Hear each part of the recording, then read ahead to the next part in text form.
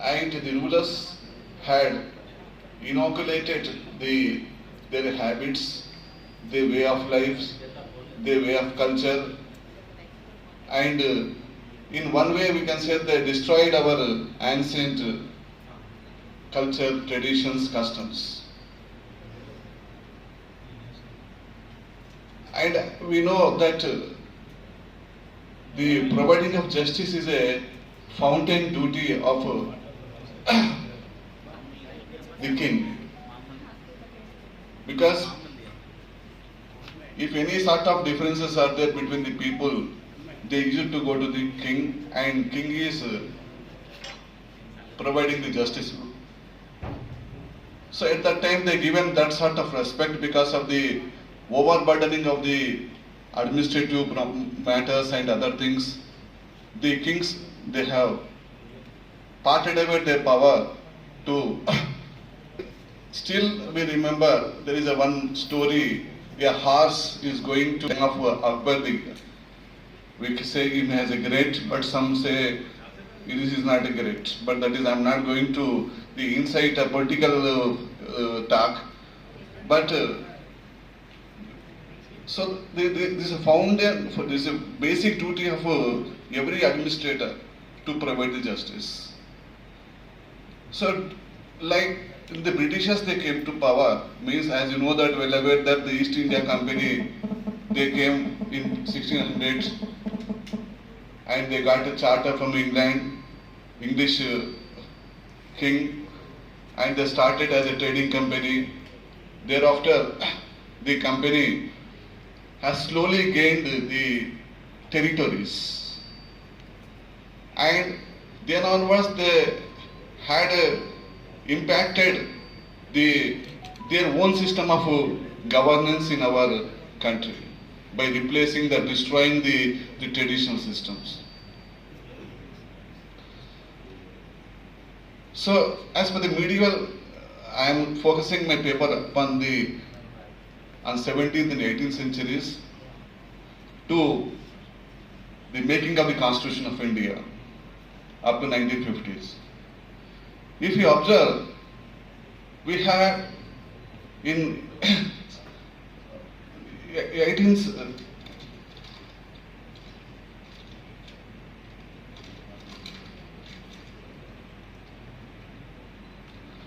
you know, the British had a system called common law principle. What does it mean by common law? Basically, there are two important principles are there in the world. One is a common law, other is a continental law. So common law principle is a principle where it bases upon the precedents. Precedent means past judgments, if they are relevant to the present context or not. If it is relevant, they will take that past. The continental law also believes, the criminal jurisprudence, it believes that till the guilt is proved, the person has not committed any offense. It is a duty upon the prosecution to prove the case. That too, even 100 accused persons may go, but a innocent person cannot be convicted. That is a principle of common law. Whereas continental law principle is a principle which is quite against. It is practiced except to England, to entire territory, the continent of Europe, that we called as the continental law principle.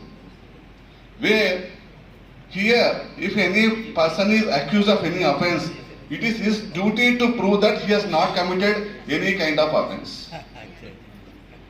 So that is the basic difference between common law and there is the continental law. So it's a duty on the person whom against a case is registered, he has to prove to the court that he is not committed. But as the Britishers have administrated us, they slowly introduced their system of governance, not only the judicial system but also in case of the administrative systems also. In way back,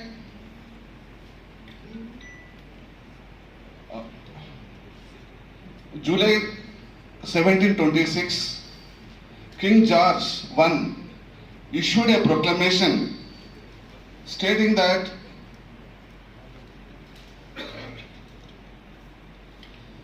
establishment of the mayor courts in India. What does it mean, mayor courts? Where it has to established? We go for that way. At that time in India, north, east, west and south, only four major cities were there. One is Calcutta to the east, south Chennai, Chennapatnam, we call it as Madras also for some time. Then we have the Bombay and that is Delhi. So mayor courts were constituted. Why? Because at that time mayors were the head of that particular region, particular area. So that is the reason it is called as a mayor courts. Then slowly the mayor courts not only given the power of judicial power to within that part of the town, but also the surrounding areas, means entire areas, means if you suppose a mayor court is in Calcutta, the Calcutta mayor court has a power to adjudicate matters in throughout the eastern part of India. At that time, as on today we see, if you go to district courts, we have subordinate courts are there. But at that time, no such thing arrangement was there. Only mayor courts were empowered to look after. Again, the subordination of the courts was started after 25 years of the introduction of the mayor courts. And meanwhile, the mayor courts were converted into the high courts. The name was changed. And the high courts were empowered to adjudicate the matters within the territory, and the high courts are also empowered to deal with the matters with within that particular part of area. And for starting, only mayor courts were simply the change of name was took place. There is no other thing has been made to it. And thereafter, slowly on 1st of July 1862,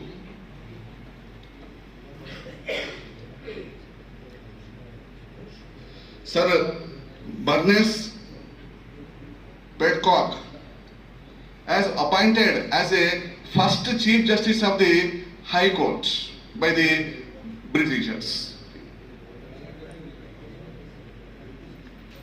And later, as you know that the legal system which we have today also, much of the enactments, major enactments were made or enacted by the Britishers. You take the Indian Penal Code, if you take the Indian Evidence Act, if you take the CRP's Criminal Procedure Code, Indian Contract Act.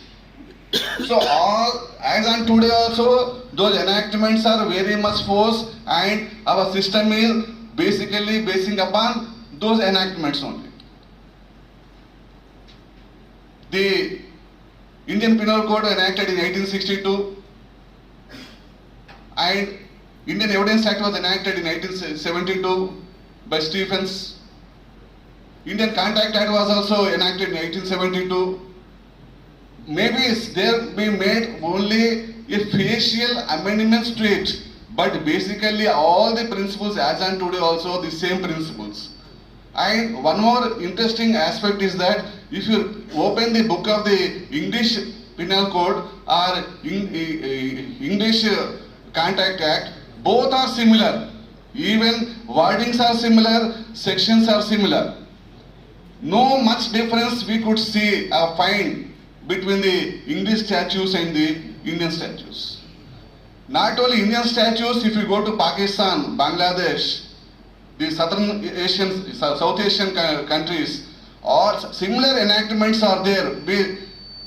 Though there may be change of some criminal law, if there may be some changes, the Islamic, when the Pakistan became an Islamic Republic, they introduced some sort of the Shariat provisions there, but much are the same. So when we became the free of 1847, At that time, the British, they have decided to give India the independence. Then the question came to us, how to govern our own country. For that we need a required certain principles. That means the constitution is required. In between the 17th century to the 1946, number of regulating acts were enacted. In 1909, Government of India Act was enacted. In 1919, another Government of India Act came. Then 1935, Government of India Act of 1935 came. So, in 1935 Act, we can say that it is a kind of a introductory part to the Constitution of India, which we framed in 1946 to 1950s. To framing the Constitution of India, we enacted